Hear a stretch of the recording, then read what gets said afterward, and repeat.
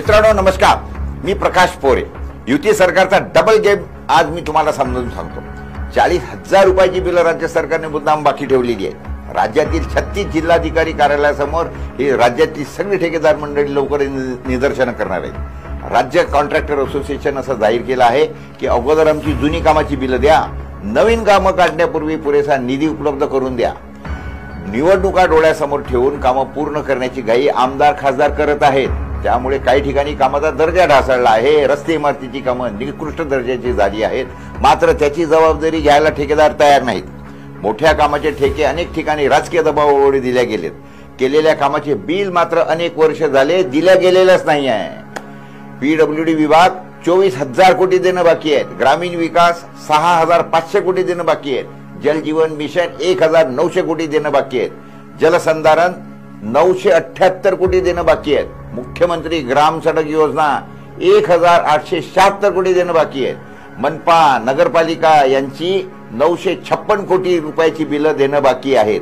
आणि एकंदरीत असं जर पाहिलं तर 36,213 कोटी रुपयाची म्हणजे साधारणतः 40,000 रुपये कोटीची बिलं देणं बाकी आहेत। आणि हे कमी की काय?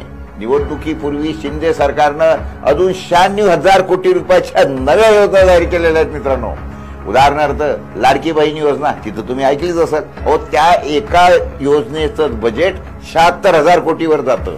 त्याची इम्प्लिमेंटेशनला जवळपास 4,000 कोटी खर्च होतात। आणि लाडका भाव अजून यायचा बाकी आहे। तीर्थयात्रा योजना बाकी आहे।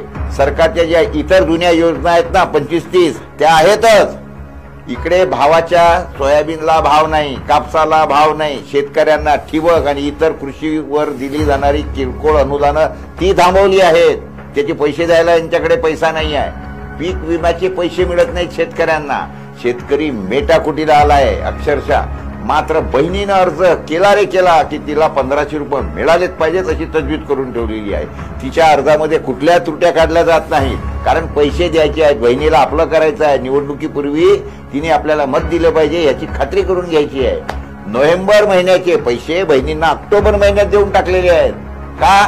कारण हो निवडणुकीची आचारसंहिता लगेच लागू होणार आहे ना। राज्याच्या अर्थ खात्याने सरकारला लाल कंदील दाखवला आहे, तरीही शिंदे आणि फडणवीस पवार यांची गाडी थांबायला तयार नाही। मित्रांनो, कडेलोट ठरलेला आहे।